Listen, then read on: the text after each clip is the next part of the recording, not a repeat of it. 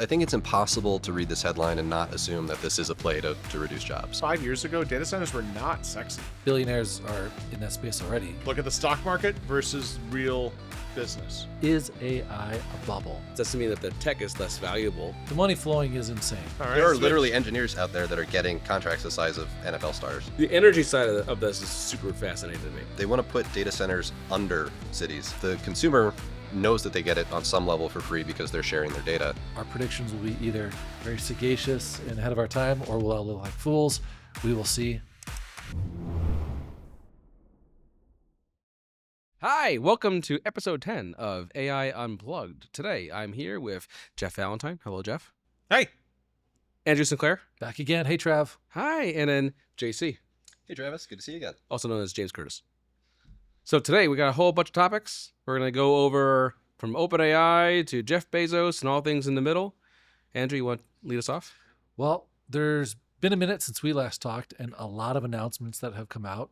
It seems like every week there's new investments of tens or hundreds of billions of dollars in between NVIDIA and OpenAI and AWS and all these different players that, some have speculated.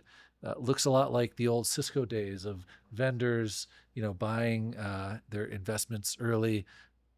So it, makes you think of self-dealing and all these questions that really get up to the question of, is AI a bubble? That's the kind of buzzword, right? You've got your Peter Thiels of the world. You've got your Michael Burrys of the world kind of betting against the AI boom, maybe expecting some contraction there. I don't know. I missed a little bit of the old, original .com days. But, Jeff, maybe you it's a remember strong that flex more. there on your age. Okay, that's great. right. I like how you just Yeah, I'm the repositioned old it guy. to Jeff immediately. What do you When think I- of all these announcements of like $100 billion Yeah. going to NVIDIA, NVIDIA going over to OpenAI? Okay, look at the stock market versus real business. The stock market might be overvalued.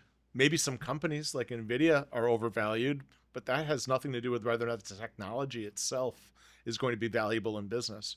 I look back at the .com days, like there are a bunch of companies that had huge stock price numbers, but they weren't necessarily worth that after the bubble crashed. It didn't mean the tech that they provided went away. The telcos that were overvalued got fairly valued. The telcos still exist. Right. I don't think that anybody's going away because of this, but certainly there's a lot of money flowing. I think I may not buy NVIDIA stock today, and that's probably my mistake, but I don't think that means we stop investing as a society in AI in general. But is that the difference between a bubble and it being valuable? Like they are two different things. Right. So what's a bubble mean? Is it a stock market bubble, or is it a businesses are writing big checks and they shouldn't be bubble? I think to me, it's a latter. But everybody else that is talking public markets, they're talking about whether or not the stock is overpriced. Perhaps on an earnings basis, these stocks are overpriced, maybe. But I don't think that businesses investing in AI are going to spend less on AI simply because NVIDIA is building a new data center. I don't think they're going to spend less, but like, would a technical team or a company who's building some solution or product in the market look at it and say, hey, we would have put $100 million into something, let's instead put $20 million into it? Does that mean that the tech is less valuable or it's not worth doing? Is there anybody writing $100 million checks in business that are not in the data center business? I don't know, maybe. Well, yeah, I mean, we have, wasn't it Apple a couple of weeks ago hired an engineer for, was it $50 million? I mean, they're literally engineers in this field that are Per getting person. Per person. Yeah. Count. Yeah. Seems a little frothy. Yeah, but I mean, there are I gotcha. All right. there are literally engineers out there that are getting contracts the size of NFL stars. Right. And maybe that goes away is what you're saying. Yeah. Yep, fair. Like Meta not- was doing that. Yep. Hiring. Oh yeah, well, and they're jumping between and playing that same game as always. But yeah, for a handful of people, these salaries they're skyrocketing. Game developers used to do the same thing, right? I mean, Yep. you'd join a game development firm, you'd end up, Travis, you know a lot about game development. I don't know this at all. What are you talking about? They are like rock stars, and they literally get a percentage of revenue, just like an NFL star would. Maybe. You don't think so? Ninja. I spent a lot of time in gaming. Yeah. In the gaming community. Everything that I've learned about it is that oftentimes developers, QA staff, and more get like really screwed more times than not when a game comes out and fails, or a That's game right. comes out they get let go prior to the game being in the market. So That's I don't know. Because if they did stick around and they weren't kicked out, they would have gotten a large percentage deal. Maybe. Yeah. But the money flowing is insane, right? You have OpenAI signing a contract of $300 billion for Oracle Oracle in turn commits hundreds of billions of dollars to NVIDIA, and it just kind of goes Yeah, back but they don't and have forth. that cash on hand, right? It's like that's the frothiness to me. It's just like it's fake money being hand traded hands. Maybe it's not effectively. trading hands at all. Maybe You know what I mean? maybe these It's all announcements are paper. just commitments. Right, 100%. Right, but I think people look at it and say, "Oh, I have a commitment for something. I'm going to invest into that commitment." Yeah. But the commitment is someone else's commitment, someone else's commitment. Like it feels stacked on top of each other. But those commitments are affecting real stock prices and real hiring and real like Right. this all does tie back to real money, whether that money is real or not. Agreed. I don't know. I still have the sense that this is frothier on the hardware side than on the software side. Really? Because of data center builds. Data centers are expensive. They're large assets. And honestly, remember 5 years ago, data centers were not sexy. It was a very tough business. That's true. They were not building new data centers. Not everybody's building new data centers just for this capacity. They're talking about power requirements. The energy side of this is super fascinating to me. Yeah, which maybe that it's realized and maybe it doesn't. I can imagine stuff becoming more efficient and maybe needing less hardware, less data center space 5 years from now. Did you hear what they just did in Finland last week? I don't know if they've built it yet or they've just proposed it. They want to put data centers under cities and vent the heat out to heat houses around there and reuse that and capture it. Oh, Wow. I did see Huge the efficiency satellite gains. data Complicated. center, and everyone's like, "Oh, it's cold in space," until you realize that you can't dissipate the heat. Oh yeah. So you need like 10 times the amount of heat reflectors in order to make it work. So data centers in the stars, maybe not quite yet. Microsoft had a data center underwater for a while. It did not do well because it was hard for them to swap out components, I could see that. right? But for that reason of like being able to. So the other idea is interesting.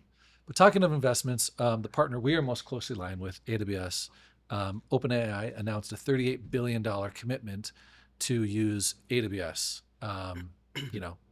their cloud infrastructure, Yeah.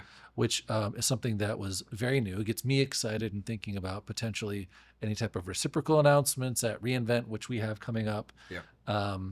Obviously, OpenAI has been available somewhat through AWS on Bedrock. Yeah. But this seems like a new step that previously didn't exist in this partnership.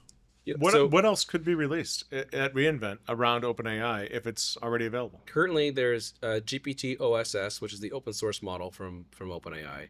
That's what's on Bedrock today. It's not GPT 5.1 or 5, which is 5.1 just came out from OpenAI. So maybe there's a play there that may come out at reInvent.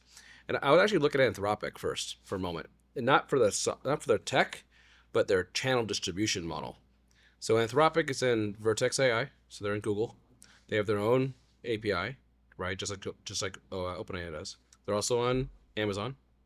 They're also starting to spin up some partnerships in like Dubai, right, for like sovereign-based clouds over there. And so if you look at distribution channels, OpenAI's distribution channel is actually kind of narrow, right? It's Azure and it's themselves, Right.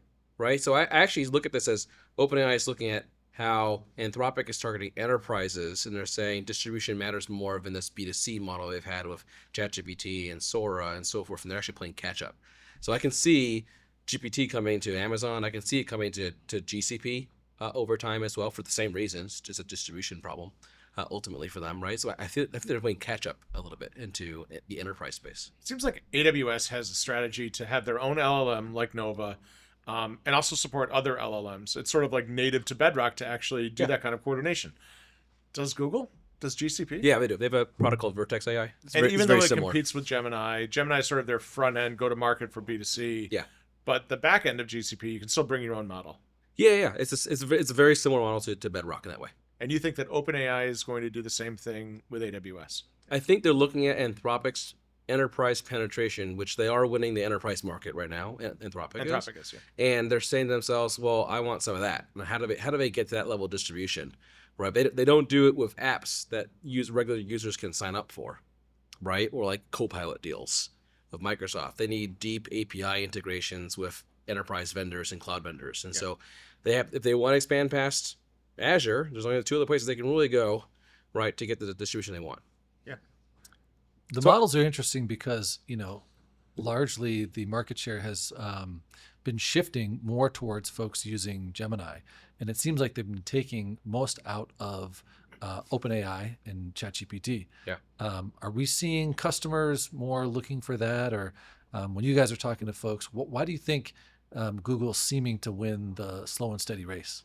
I think it's once again a distribution problem.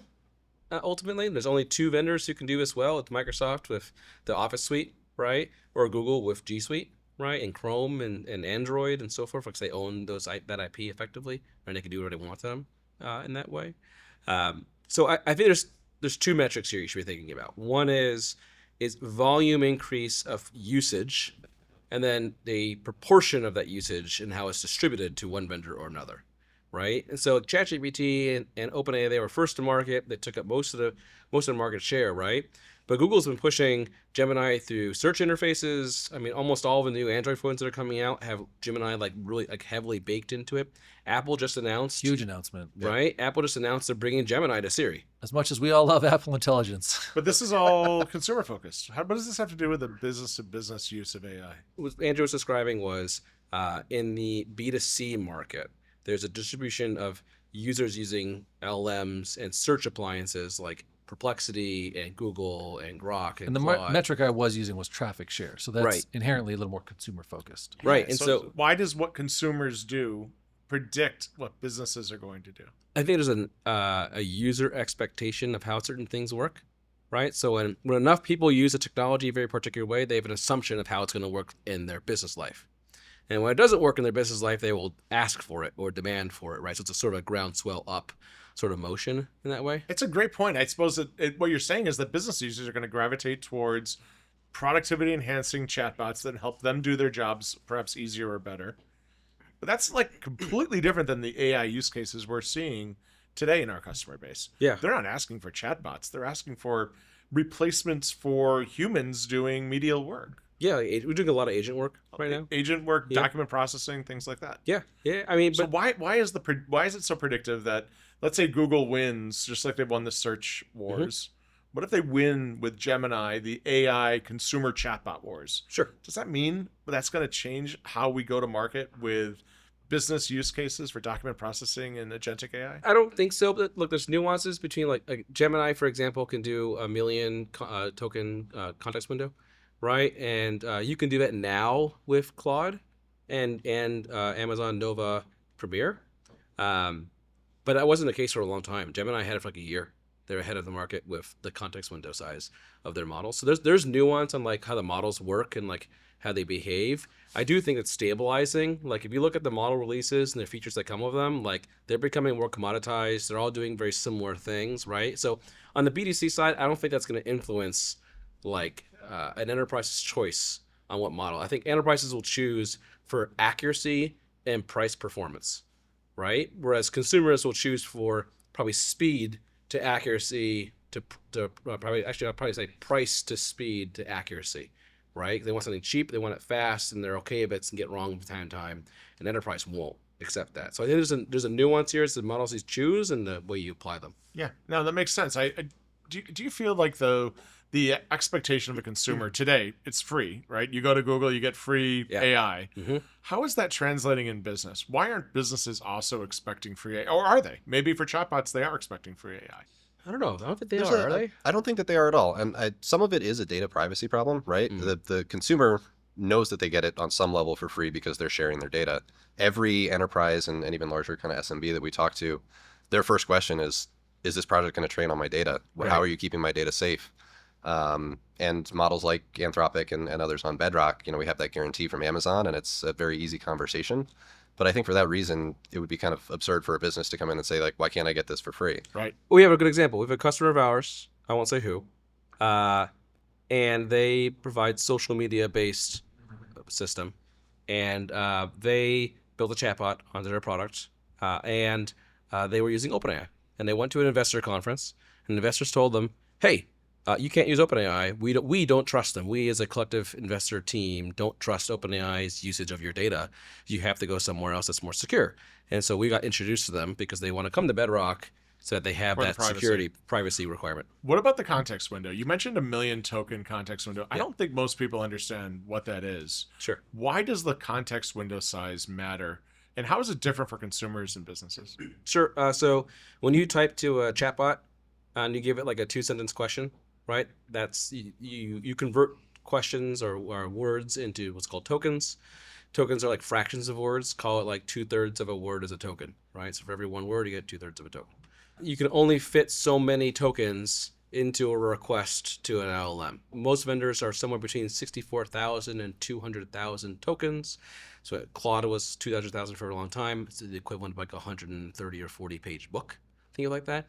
And for like you or I, when we chat with something, that's probably good enough. Right. But when you're like uploading like a manual or a PDF document, Or 100 of them. right, and you want to maintain some information across those pages or those documents, you may, depending on this use case, you may want a very large context window to support you in that, instead of like breaking a book down into microscopic pieces.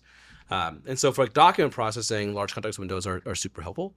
For like agent systems, where you have to keep track of a lot of information about how the agent's performing, Including and the its next history. step. I mean, Yeah. if you've done something, you've learned something Exactly. before, you need the history in the context window. Right. Well, and it's also how long can you carry on that process, right? You know, your first question might be 2 sentences, 3 sentences. If you're working with an agent, it'll kind of be interacting back and forth.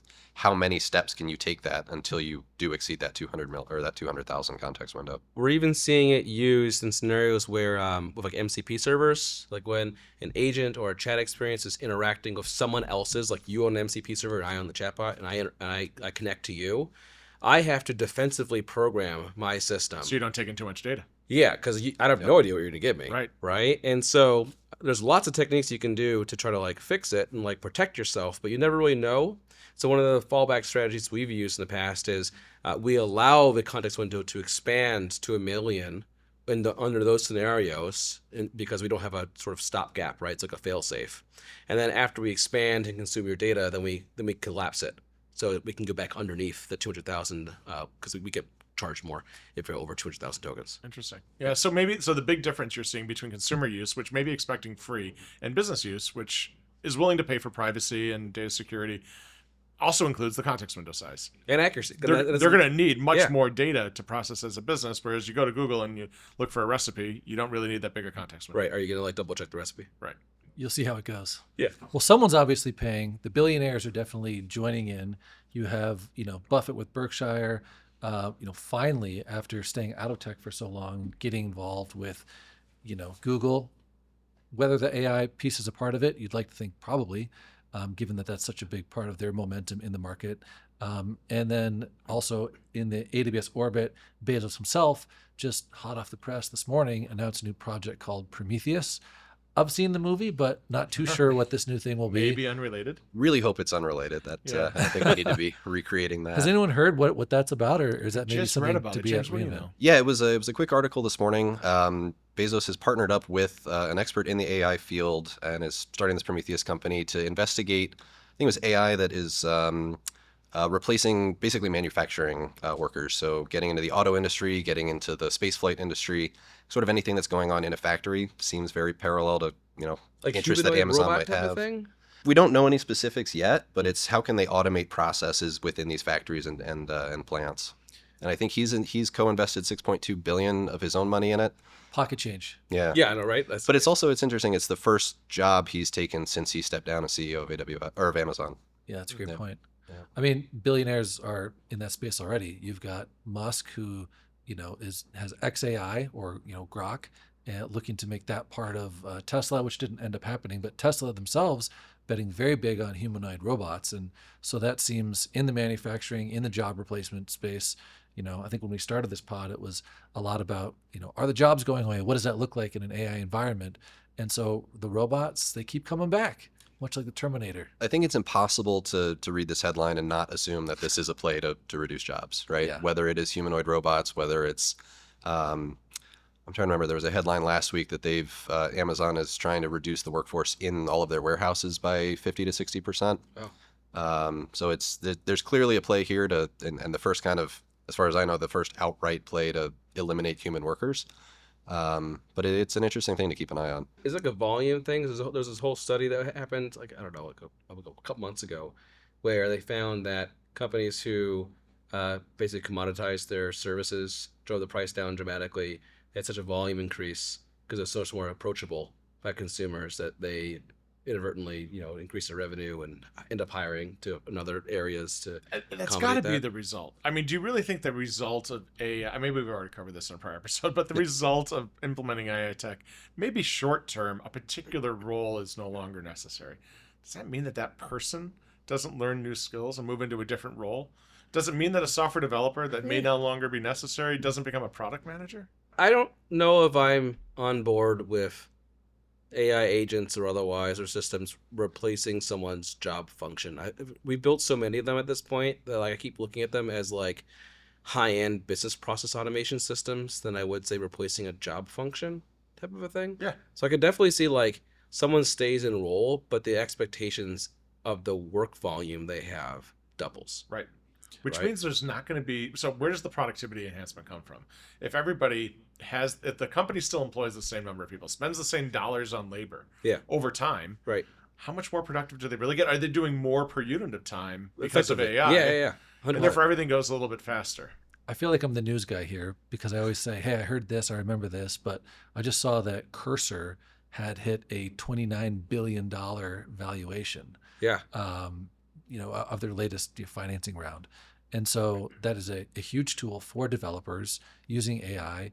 And if you look at the reduction in force that was widely announced with Amazon, a lot of that were for SDEs and developers. So do you think there's a correlation there between Cursor's rise and the big players like Amazon shrinking their development force? It's funny. Travis and I were kind of having a similar conversation this morning. Our cursor bill here has gotten increasingly larger every month, and we're talking about like how can we reduce costs? How can we get this back in back within the budget? And my response is kind of it's still cheaper than one more developer. Like Mm.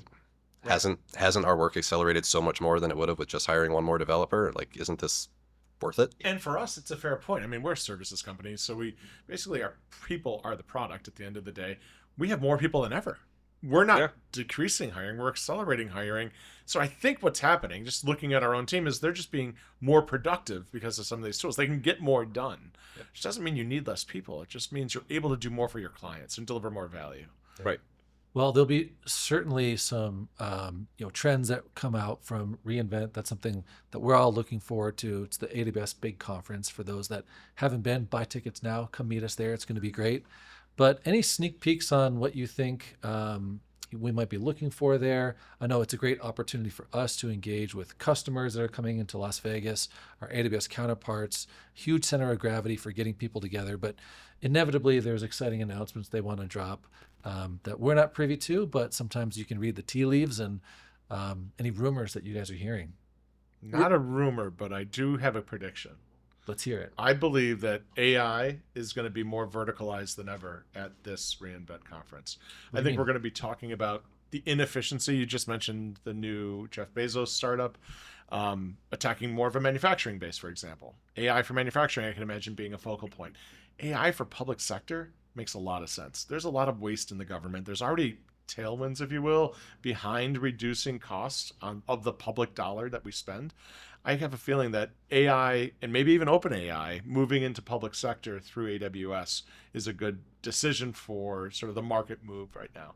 I have a feeling as we're seeing healthcare, we're seeing financial services, we're seeing these verticals take off with vertical specific AI solutions. I think that's what reInvent's going to be about this year. More about that than particular tweaks to technology. Interesting. I agree with you. Yeah. I also think we're due for a new Nova launch. Amazon's been actually too slow, quite frankly, when it comes to Nova. Like if you look at like a first party model like a Gemini from Google, right? Or if you're Microsoft, look at Gemma, right? Was it Gemma or it's Google, I think also. But anyway, they release on like a 6-month cadence, sometimes even 3 to 6 months cadence, right? And they recompile an LLM. Yeah, they train a new LLM and they put it in the market. It's been a year.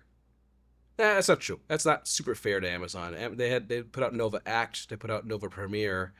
They announced Nova Premiere at the last reInvent, but a few months later, Nova Premiere came. So really, like things like Nova Lite, Nova Pro, Nova Micro, which is a more consumer grade, like small models, right, for high volume tasks. They have not had changes in quite a long time. So you expect a new Nova announcement? I would be shocked if there wasn't one alongside of something like an OpenAI, Yeah. right? To show like, hey, here's your low cost, high performance or medium performance Nova.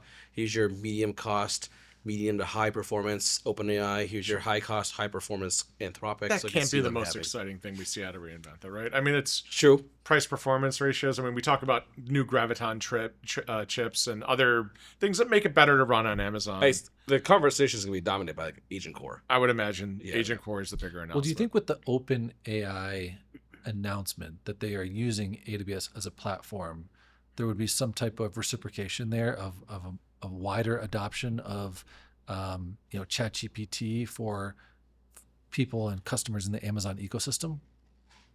That seems to make sense to me. I don't know.